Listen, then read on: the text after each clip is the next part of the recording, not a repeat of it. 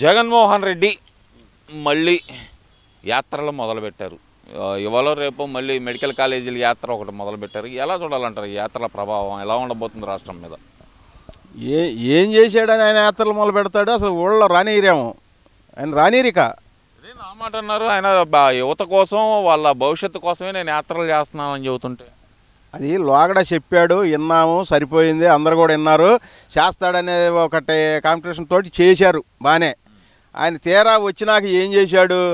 ఎక్కడదక్కడే శూన్యం చేసేసాడు.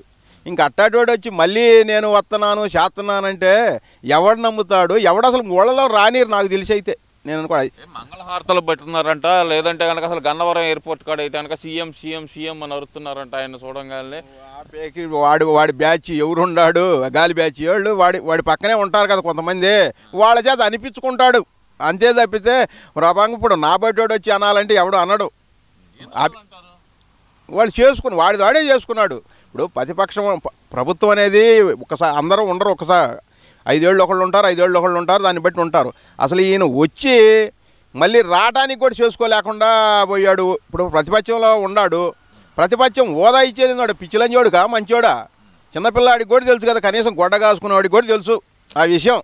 అది ప్రజలు ఇస్తే వచ్చేది, కానీ ఒక చంద్రబాబు, ఒక ఇంకో స్పీకరావు ఎవరో ఇస్తే వచ్చేది. అది కడిగేస్తామని 164 మంది అసలుకి భయపడిపోతున్నారు. మేము కడిగేస్తామని మేము అడిగే ప్రశ్నలకు తట్టుకోలేక మాకు మైక్ కూడా ఇవ్వలేకపోతున్నారు వాళ్ళు. మేము ప్రతిపక్ష హోదా అయితే కనుక చంద్రబాబు నాయుడుతో పాటు టైం ఉండేది కాబట్టి నన్ను చూసి భయపడి ఇవ్వట్లేదు అంటున్నారు కదా.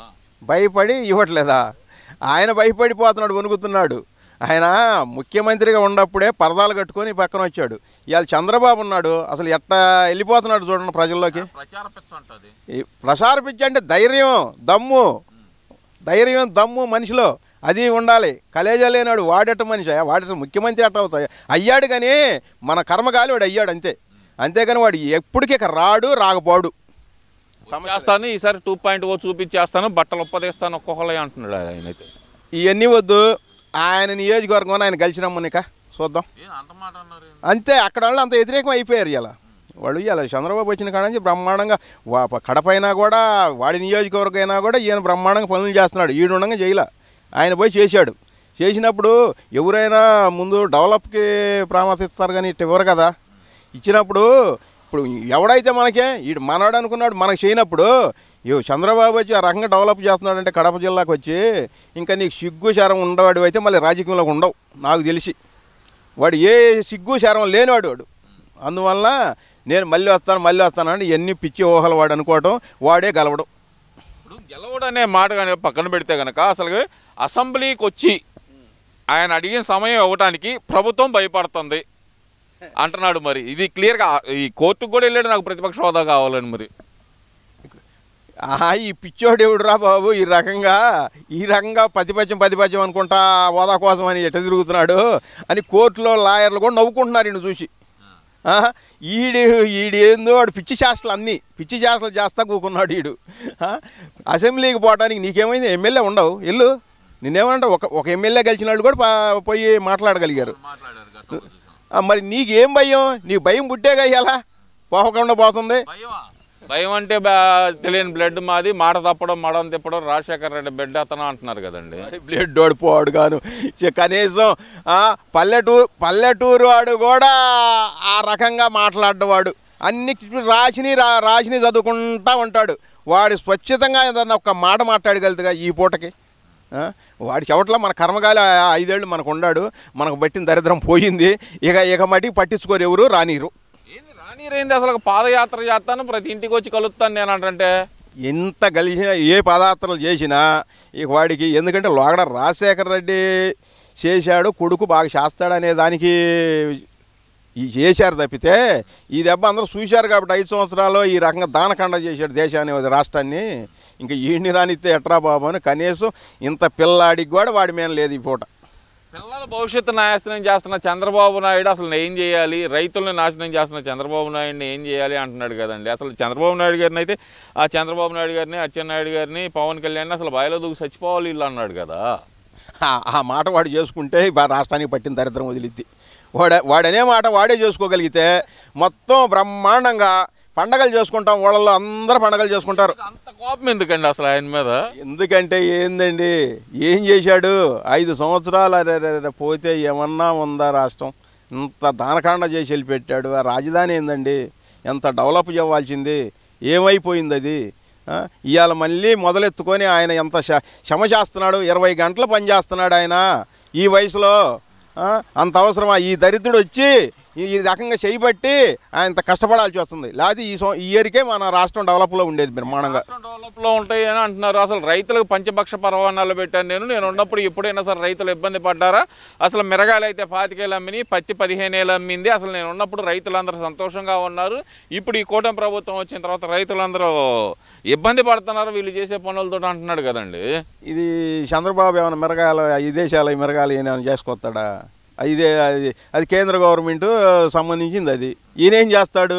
మిరగాయల రేటు ఉంది లేవంటే ఇప్పుడు మిరగాయలు ఉండవరికి మరి ఆయన ఇలా మార్కెట్ పడిపోయినా కూడా రైతులకి దానికి ఎంతో పర్సెంటేజ్ ఇచ్చి మద్దతు ధర కల్పించి డబ్బులు ఇచ్చి కొనిపిస్తున్నాడు ప్రతి ఒక్క వస్తువుని. ఇవాళ ఏది ఇప్పుడు మిరగాయలైనా, వడ్డైనా, పత్తి అయినా, మొత్తం పొగాకైనా మొత్తం పెట్టి గవర్నమెంట్ ద్వారా కొని పెడుతున్నాడు.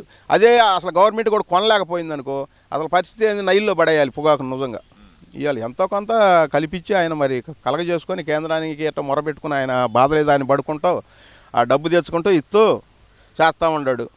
అదే చంద్రబాబు లేకపోతే ఈడైతే అసలు ఏం చేసేవాడు? ఇది కూడా చేయలేడు. ఏం చేద్దాం, దాన్ని ఏముంది, అది ప్రకృతి, ఎవడమేం చేయలేం కదా. ప్రకృతి చేసింది కాదు, అసలుకి ప్రజలను మోసం చేస్తుంది చంద్రబాబు నాయుడు అంటున్నారు కదండి. మరి అసలు ఎక్కడ చేస్తున్నాడండి? ఇప్పుడు ఫలాన్ని చేశాడని మీరు రాండి, సరేరా నువ్వు వచ్చి అసెంబ్లీకి వచ్చి నువ్వు రావు, నీ ఎమ్మెల్యేని పంపించదుగో, నువ్వు ఇదిగో దీని మీద నువ్వు దానకాండం చేస్తున్నావు, ఈ రాష్ట్రాన్ని నాశనం చేస్తున్నావు, ఇవి పెట్టావు అని వచ్చి మాట్లాడితే ప్రజలందరూ వింటారు. మన తరఫున మన జగన్ గారు మాట్లాడుతున్నాడు అని నీకు కొంచెం సింపతి పెరిగిద్ది.